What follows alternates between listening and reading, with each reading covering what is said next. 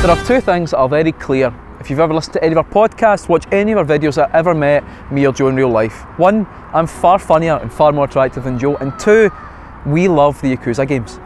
We've been playing them for 12 years this year. We've played them left and right, up and down. We've talked to everyone we know about them. We fell in love with these games. We fell in love with the city of Kamurocho. We fell in love with the over-the-top violence and the melodrama. But more than anything else, we fell in love with Kazuma Kiryu. All good things though, they come to an end, and there's got to be a time to say goodbye.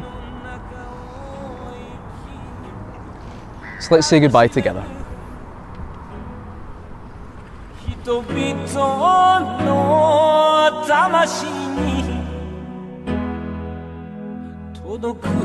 There are few places in video games that I know as well as my own hometown.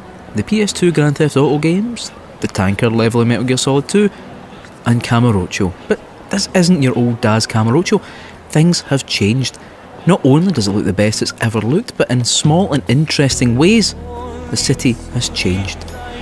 Kazuma returns after a 3-year absence to find that things have moved on, and to players familiar with the series, these changes aren't just cosmetic, they make sense. There's alleyways everywhere, you can wander into far more buildings than ever before, and the changes to Kamurocho make it feel fresh and alive. It's a living, breathing city, and it's busy now, full of people. Onomichi, the second location in the game, however, is almost the exact opposite. Small and dense with quieter streets, barely any shops, and little to do in the evenings. It's the Stuarton to Kamurocho's Kilmarnock. In many ways though, it's the closest the series has ever come to feeling and looking like its uncle, old Shenmue. It's full of character and detail, but there's something simmering just under the surface.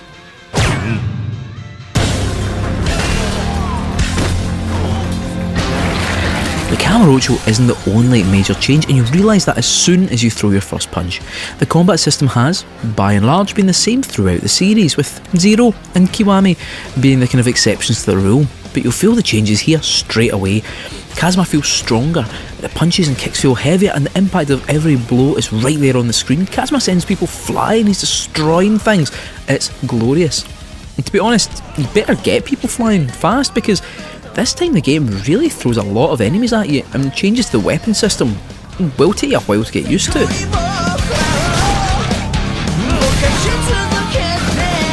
In a return to the games early on in the series, you can no longer buy and equip weapons, and anything you find will only last for 1 heat attack or 3 regular hits.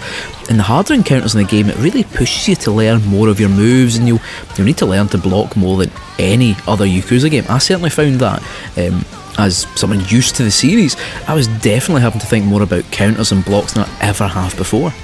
Thankfully though, while the fights are hard, it's easy to make sure you're up to the challenge.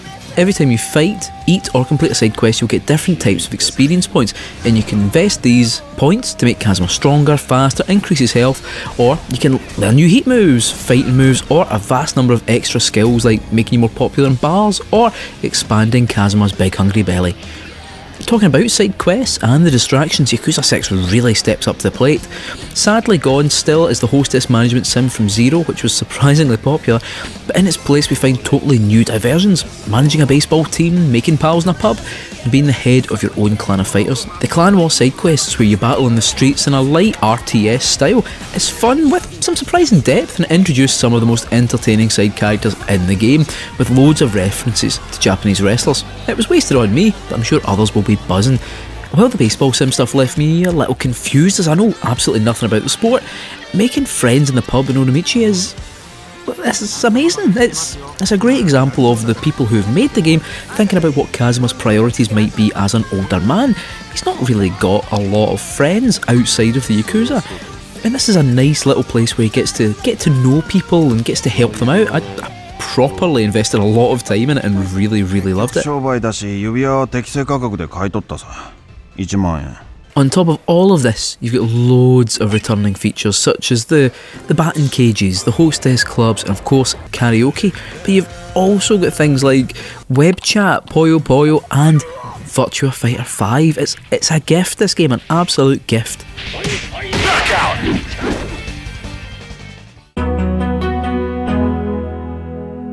One of the many things I've not really talked about so far is the story of Yakuza 6, and honestly, I'm going to keep it that way. What I will say though is that it's more straightforward than some of the recent entries in the series, and it doesn't require an in-depth knowledge of what has come before. At BitSocket, we still recommend trying to play at least Yakuza Kiwami before playing 6, so there's at least a little more context around the relationship between Kazuma and Haruka, but it's not essential, and I'm sure we can put together a little primer before the game is released in April. One thing I will say though is that the game really moves away from many of the regular characters in the series, with Saejima, Majima and Akiyama all taking back seats to the big man. But the new characters you meet, including Patriarch Hirose, played by Takeshi Kitano, that's right, the Takeshi Kitano, are really well rounded, and you'll definitely care for all of them by the end.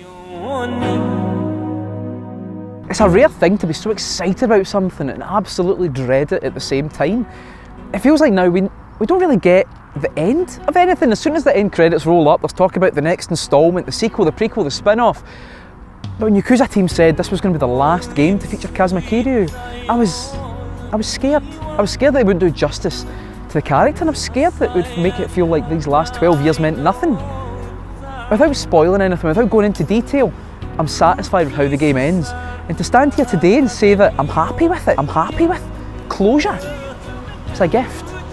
Many of us thought after Yakuza 4 we weren't ever going to get to play another Yakuza game in the West. It was such a long wait for Yakuza 5, and to think now that I've played and completed Yakuza 6, it's a great feeling. Not only have I been able to say goodbye to a character that I've grown to love, but I'm excited for the journey that so many other people who are new to the series or love the series like I do are going to get to experience so soon. And I know we're going to have Yakuza Kiwami 2, it's going to come west, let's not pretend it's not. Then there's the new spin-off that's coming next year as well, the first post-Kazuma Yakuza game. But for now, while we wait, while everyone waits really to get their teeth right into this game, just savour it. Just enjoy this period before it ends. Because when it ends, it ends.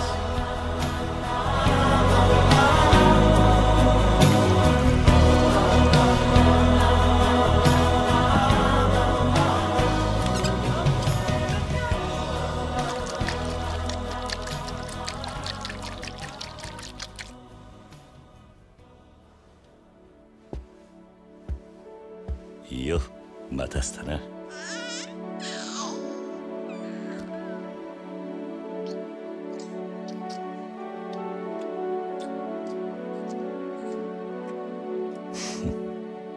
いい飲みっぷりだぜ、ハルト。